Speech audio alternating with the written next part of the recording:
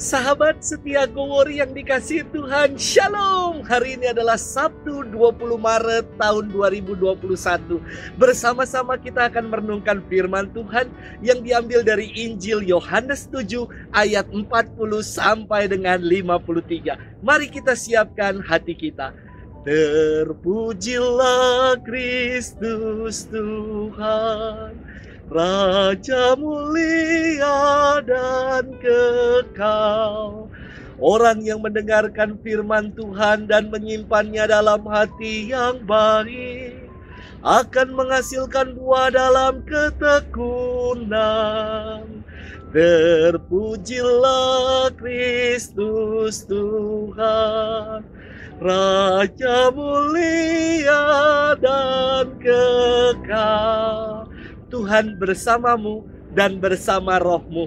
Inilah Injil Yesus Kristus menurut Santo Yohanes, dimuliakanlah Tuhan. Sekali peristiwa, Yesus mengajar di Yerusalem. Beberapa di antara orang banyak yang mendengarkan perkataan Yesus berkata, "Dia ini benar-benar nabi yang akan datang."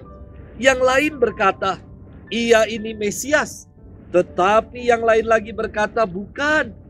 Mesias tidak datang dari Galilea, karena kitab suci mengatakan bahwa Mesias berasal dari keturunan Daud dan dari kampung Betlehem, tempat Daud dahulu tinggal."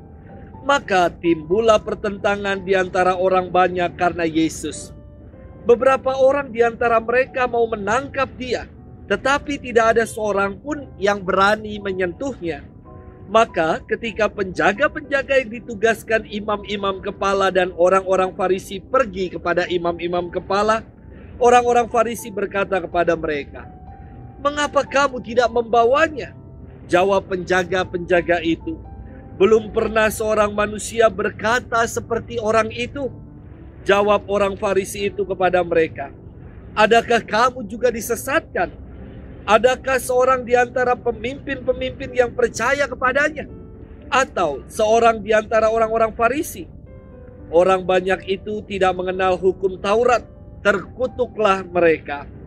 Nikodemus, seorang dari mereka yang dahulu telah datang kepada Yesus, berkata kepada mereka, "Apakah hukum Taurat kita menghukum seseorang sebelum ia didengar dan sebelum orang mengetahui apa yang telah dibuatnya?" Jawab mereka, "Apakah engkau juga orang Galilea? Selidikilah kitab suci dan engkau akan tahu bahwa tidak ada nabi yang datang dari Galilea." Lalu mereka pulang masing-masing ke rumahnya. Demikianlah Injil Tuhan. Terpujilah Kristus. Sahabat setia Gowori yang dikasihi Tuhan, Shalom. Wow, hari ini persis Gowori 1 tahun berkarya. Hore. Awalnya Gowori dari rekaman audio saja, dan sekarang pakai video. Terima kasih untuk para sahabat setia sekalian. Semoga kanal ini semakin membantu kita untuk semakin beriman, semakin dekat dengannya, dan semakin mengandalkan Tuhan. Sahabat setia Gowori yang dikasihi Tuhan, beberapa waktu ini marak di media sosial berita tentang tim bulu tangkis Indonesia yang dipaksa mundur dari ajang bulu tangkis bergengsi All England yang berlangsung di Birmingham, Inggris. Banyak protes yang dilayangkan ke Federasi Bulu Tangkis Dunia BWF atas keputusan ini. Sedih ya kita, padahal pemain-pemain kita selalu mengharumkan nama bangsa Indonesia.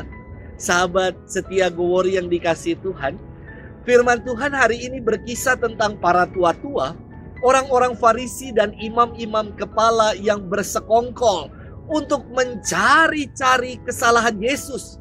Inilah barisan sakit hati yang berkonspirasi untuk menangkap Yesus dengan beragam macam cara. Mereka takut kehilangan pamor, mereka takut kehilangan pengikut dan kehilangan kedudukan. Karena orang banyak menganggap Yesus sebagai nabi, sebagai Mesias, dan bahkan para penjaga bait Allah yang ditugaskan untuk menangkapnya menganggap Yesus sebagai pribadi yang istimewa.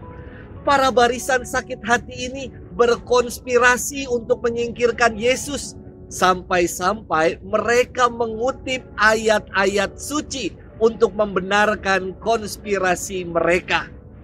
Nikodemus, salah satu dari pemuka majelis Sanhedrin, berkata kepada mereka, "Apakah hukum Taurat kita menghukum seseorang sebelum ia didengar dan sebelum orang mengetahui apa yang telah dibuatnya?" Namun memang susah meyakinkan para barisan sakit hati yang pasti punya pembenarannya sendiri. Sahabat setia Gowori yang dikasihi Tuhan, dalam hidup ini acap kali kita mengalami tantangan yang walaupun kita benar namun terbentur dengan berbagai macam kepentingan orang lain.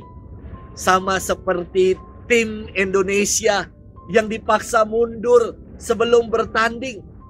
Terkadang berbuat baik, melayani dengan baik, melakukan hal-hal yang benar. Namun ada aja orang yang tidak suka dan selalu mencibir kita. Tetaplah setia melakukan kebaikan dan kebenaran. Walaupun banyak tantangan, walaupun ada orang yang tidak suka dan mencibir kita, selalu berbuat baik dan melakukan kebenaran. Tuhan memberkati kita semua dalam nama Bapa dan Putra dan Roh Kudus. Amin.